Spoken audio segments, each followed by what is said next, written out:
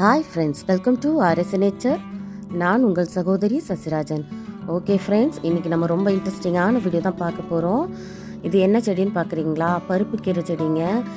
இது ரொம்ப ருசியான ஒரு கீரை, பார்க்குறதுக்கும் ரொம்ப அழகாக இருக்கும். இதோட பூக்கள் பார்த்திங்கன்னா குட்டி குட்டியாக மஞ்சள் நிறத்தில் இருக்கும். இந்த செடி விதை போட்டும் வளர்க்கலாம், கட்டிங்ஸ் வச்சும் கூட நம்ம வளர்க்க முடியும். விதை போட்டு வளர்த்திங்கன்னா விதை முளைக்கிறதுக்கு 5 நாள் தான் ஆகும்.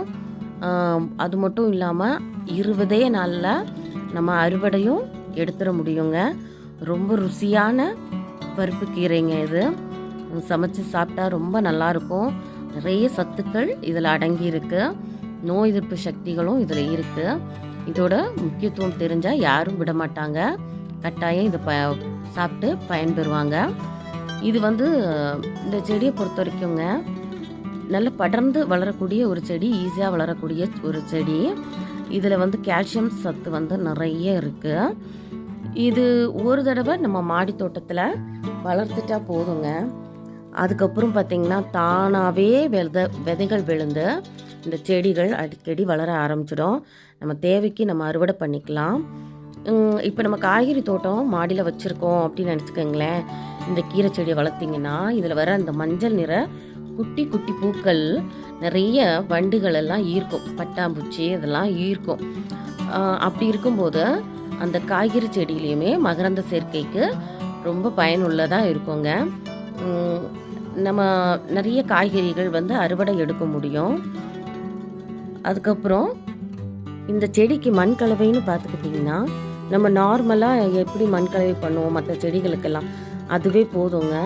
இதுக்கு நம்ம மண்கலவை பண்ணும்போது மண்புழு உரம் இல்லை காய்ந்த சாணி உரம் இந்த மாதிரி ஏதாவது கொடுத்துட்டா போதும்.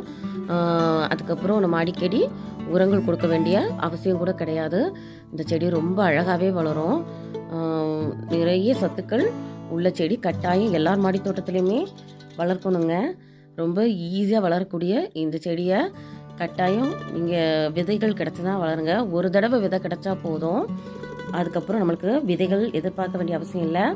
தானாகவே விழுந்து நிறைய கீரைகள், இந்த கீரை பருப்பு கீரை செடி உங்களுக்கு முளைக்க ஆரம்பிச்சிடும். இந்த கீரையை நம்ம வளர்த்தோன்னா 20 நாளில் அறுவடை எடுக்க முடியுங்க. இதில் ஒமேகா 3 எனும் அமிலம் அதிக அளவில் இருக்குது. நார்ச்சத்து, கால்சியம், பாஸ்பரஸ், இரும்புச்சத்து இந்த மாதிரி நிறைய சத்துக்கள் இதில் இருக்குங்க. நல்ல கொலஸ்ட்ரால் அதிகரிக்கும். கெட்ட கொலஸ்ட்ரால் குறைக்கக்கூடிய தன்மை இதில் இருக்குது. இந்த கீரையை கட்டாயம் எல்லோரும் மாடி தோட்டத்தில் வளர்க்கணும். ஓகே ஃப்ரெண்ட்ஸ், இந்த வீடியோ கட்டாயம் உங்களுக்கு பிடிச்சிருக்கோம் நம்புகிறேன். நம்ம வீடியோ பிடிச்சிருந்ததுன்னா நம்ம சேனலை லைக் பண்ணுங்கள், ஷேர் பண்ணுங்கள், உங்கள் கருத்துக்களை கமெண்ட் செக்ஷனில் தெரியப்படுத்துங்க. அப்படியே பக்கத்தில் வர பெல் சிம்பிளையும் டச் பண்ணிவிடுங்க. அப்போ தான் நான் போடுற வீடியோஸ் உடனடியாக உங்கள் நோட்டிஃபிகேஷனுக்கு வரும். Thank you friends.